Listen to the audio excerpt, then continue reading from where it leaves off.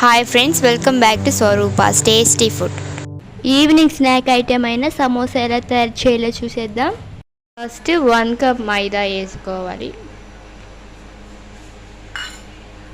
1 spoon salt వేసుకోవాలి, table spoon oil వేసుకొని mix చేసుకోవాలి. రెడీ. ఇప్పుడు కొంచెం కొంచెం వాటర్ వేసుకుంటూ మిక్స్ చేసుకోవాలి. ఇట్లాగా సెమీ సాఫ్ట్గా మిక్స్ చేసుకోవాలి. ఇప్పుడు దీన్ని ఒక 10 మినిట్స్ పక్కన పెట్టుకోవాలి.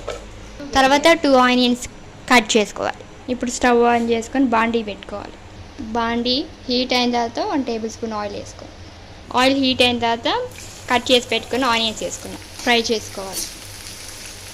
ఆనియన్స్ ఫ్రై అయినాక కరివేపాకు కట్ చేసి పెట్టుకోవాలి, ఫ్రై చేసుకోండి. తర్వాత 1/2 స్పూన్ సాల్ట్ వేసుకోవాలి, మిక్స్ చేసుకోండి. 1/2 స్పూన్ గరం మసాలా వేసుకోండి, 1/2 స్పూన్ చాట్ మసాలా అన్నీ మిక్స్ చేసుకోవాలి. 1/2 స్పూన్ కారం మిక్స్ చేసుకోవాలి. మిక్స్ చేసుకొని స్టఫ్ రెడీ అయిపోయింది. స్టవ్ ఆఫ్ చేసుకోవాలి. మళ్ళీ ఒక 10 మినిట్స్ తర్వాత మళ్ళీ కొద్దిసేపు ఇలా మిక్స్ చేసుకోవాలి. ఇప్పుడు చిన్న చిన్న బాల్స్గా డివైడ్ చేసుకోవాలి. ఇప్పుడు ఒక్కొక్క బాల్ తీసుకొని చపాతీ కంతిలాగా రుద్దుకోవాలి. ఇలాగ పల్సంగా ఒత్తుకోవాలి. మీకు ఎంత పల్సంగా వస్తే అంత పల్సంగా ఒత్తుకోండి. అట్లాగా మిగతావన్నీ చేసుకోవాలి. ఇలాగ అన్నీ చేసుకోవాలి. స్టవ్ ఆన్ చేసుకొని ప్యాన్ పెట్టుకొని ప్యాన్ హీట్ అయినాక ఫ్రై చేసుకో, కొంచెం ఆయిల్ వేసుకొని ఇట్లాగ బెన్స్ లాగా వస్తే చాలు, తీసేయచ్చు.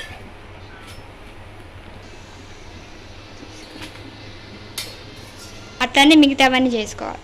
షీట్స్ అన్నీ కాల్చుకున్న తర్వాత దానిపై ఒకటి పెట్టుకొని ఈవెన్గా కట్ చేసుకోవాలి. ఇట్లాగా స్క్వేర్ షేప్లో కట్ చేసుకోవాలి. తర్వాత మిడిల్లో కట్ చేసుకోవాలి. ఇట్లా మిడిల్లో కట్ చేసుకుంటే సమోసా షీట్స్ రెడీ అయిపోయింది. సమోసా షేప్లో కట్ చేసుకొని పోయినాయి ఇవి కూడా బనికి వస్తాయి. కట్ చేసుకొని స్టెప్లోకి మిక్స్ చేసుకోవచ్చు. ఇప్పుడు మైదా పేస్ట్ తయారు చేసుకుని ఒక చిన్న బౌల్ తీసుకొని 1 కప్ మైదా వేసుకోవాలి. కొంచెం వాటర్ యాడ్ చేసుకొని ఉండలు లేకుండా మిక్స్ చేసుకోవాలి. ఇలాగ థిక్ పేస్ట్ లాగా చేసుకోవాలి. ఇప్పుడు ఒక షీట్ తీసుకొని ఒక సైడ్న పేస్ట్ అప్లై చేసుకోవాలి. మైదా ఇట్లాగా పూసుకోవాలి.